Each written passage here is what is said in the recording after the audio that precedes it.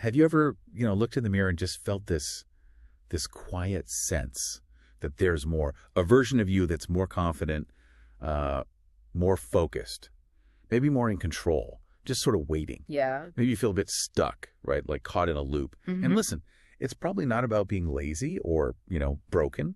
It might just be about finding the way out of that cycle. Absolutely. So today, we're doing a deep dive just for you, our mission, to really dig into the source material we've gathered. It's a powerful 7-step framework. And it's practical. Exactly. Not just theory. A real guide to becoming your absolute best self.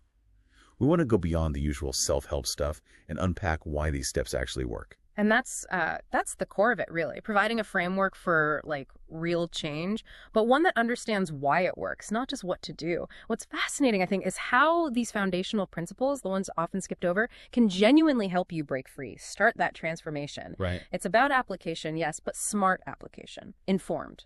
Okay, so if we're thinking about upgrading ourselves, this system that is you, where do we even start? Is there, one core piece, right, everything else hangs on? Oh, definitely. The sources we looked at, they all pretty much agree. The starting point, the absolute bedrock for any real growth, it's knowing who you are today. Right. Seriously. It's not just some soft skill. Think of it as the diagnostic for your whole system. Right. You can't optimize something if you don't understand it. Exactly. And this takes some radical honesty. Which can be, uncomfortable. Uncomfortable, yeah, but sounds essential. So what does this deep self-knowledge really mean?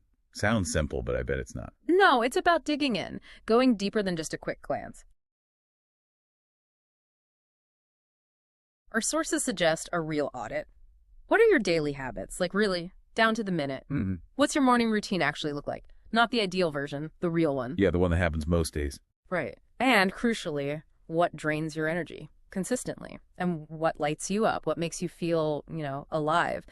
These details paint the real picture. It's easy to fall into that trap, what researchers call the planning fallacy.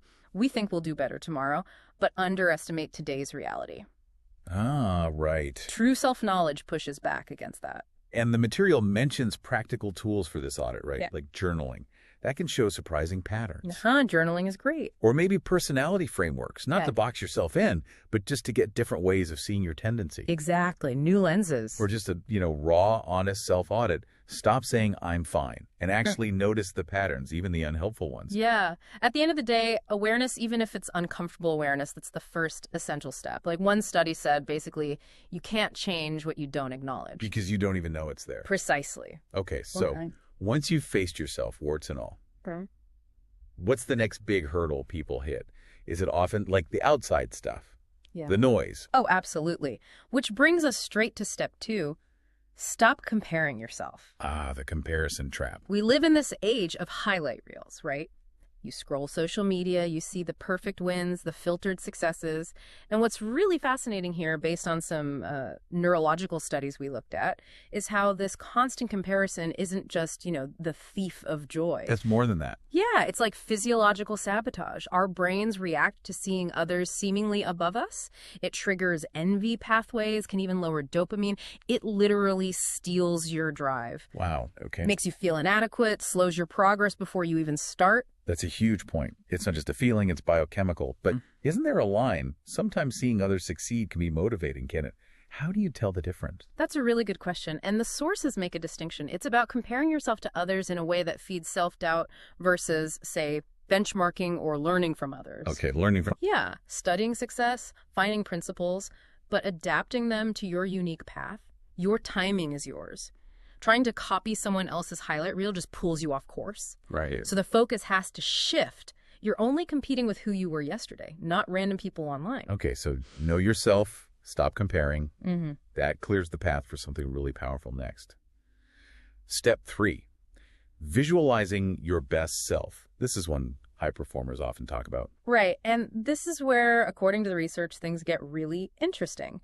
Because it's not just a daydream. This practice, visualizing consistently, it actually taps into neuroplasticity. You're literally building and strengthening the brain pathways for the identity you want. Like programming your brain. Kind of like installing a new GPS, updating your brain's default routes to match that future self. It's not wishful thinking, it's brain training. So what does that look like, the actual visualization? Is it abstract or? No, much more concrete. The practice involves imagining it vividly. How does the best version of you walk into a room? How do they handle stress, not just emotionally, but physically? Okay. What do they eat? How do they dress, talk, think? What are their go-to behaviors when things get tough? Build a really rich mental picture. And the actual practice is pretty simple, but sounds incredibly powerful. Just take 5 minutes each morning to visualize that version. And not just think it, but feel it in your body. Embody it. Exactly. That feeling creates resonance. It's that mental GPS guiding your actions, subtly pulling you towards that visualized future all day long. Which leads perfectly into step 4. Create identity-based habits. We always hear about motivation, but let's be real. Motivation comes and goes. It's so fickle, isn't it? Totally. So if motivation isn't the key, what actually builds that identity? Well, the sources are pretty clear. It's discipline, but not in a punishing way. It's about consistent, often small actions. This is where habits link directly to who you're becoming. Think about it. A writer writes every day, maybe just a bit. Right. That's what makes them a writer. Exactly. A fit person moves their body, even when they don't feel like it, because that's what a fit person does. A peaceful person, maybe they actively protect their mind from negativity, Right. Like, it's precious. These daily habits aren't just about getting stuff done. They're about proving to yourself, reinforcing who you are becoming. They build that habit loop cue, routine, reward, making the new identity feel natural. It's so easy to wait for that big burst of motivation. Like, you should work out, but your brain suddenly becomes a genius at making excuses. Yeah. Why today isn't the perfect day. It feels like we need to just do the thing, like you said, and let the identity catch up instead of waiting for the feeling first. Precisely. And that ties into step 5, which is about upgrading your environment. Yeah. To put it simply, the sources really hammer this home. All You right. don't become your best self in a toxic environment. That seems obvious, but maybe easy to overlook. Very easy. It's a simple truth, but it has a huge impact. So how do we audit our environment? What should we be looking at? This step walks you through it. Ask yourself, who are you spending time with? Research shows this thing called social contagion. We pick up habits, attitudes, even anxieties from people around us. Wow. Okay. What are you consuming daily? Digitally, your news feed, social media, and emotionally, the conversations you engage in. And critically, your physical spaces, your room, your desk, even the apps on your phone. Are they helping or hindering your growth? Like, a cluttered desk often means a cluttered mind, right? Adds cognitive load. It really feels like sometimes the best version of you is just waiting for you to clear out the noise. That's a great way to put it. Removing the bad stuff can be just as powerful, maybe more powerful than adding good stuff. Sometimes subtraction is the best action. Which leads us right into step 6. This one can be a bit tough, but it's true. Destroy your excuses. Oof. Yeah. Your excuses are just lies. Your comfort zone tells you to keep you safer. Pretty much. Think about it. I'm too tired. I don't have time. Oh, I'll start next week. You've said that before, haven't you? We all have. Absolutely. Be honest with yourself. Has that excuse actually worked for you long term? It's almost funny how creative we get when we want to put something off. It is. And this is where we hit those cognitive biases, like the present bias, choosing comfort now over gains later. Those common excuses. They're just comfort blankets keeping us stuck. The sources say the key is to catch them the moment they pop into your head. Call them out. Ask, okay, what would my best self do right now? Right.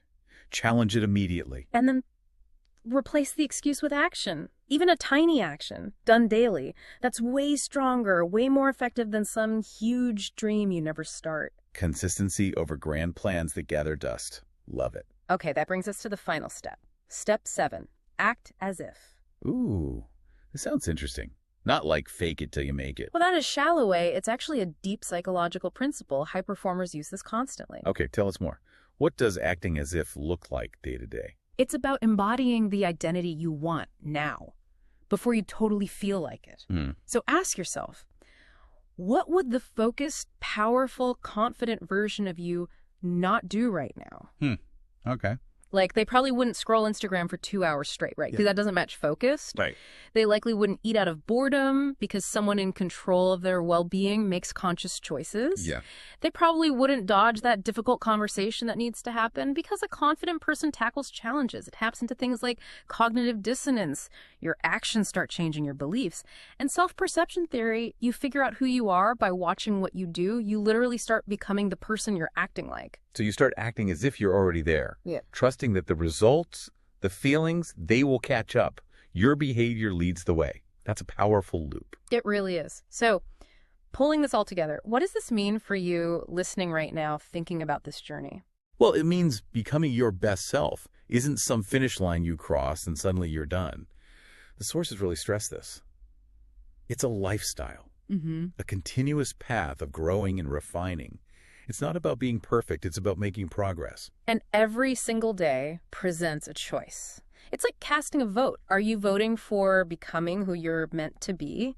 Or are you voting to stay kind of stuck? Right. It's that consistent choice day after day, not one big decision. And the biggest takeaway, I think, from all the material we looked at is you really don't need to change everything overnight. The most lasting progress, it often starts with just one small thing, something you commit to doing today. Which really brings up an important question for you, the listener. Thinking about these 7 steps. What's one small thing, one single action you're ready to start with today? What vote can you cast right now for your best self? Something to think about and hopefully something to act on.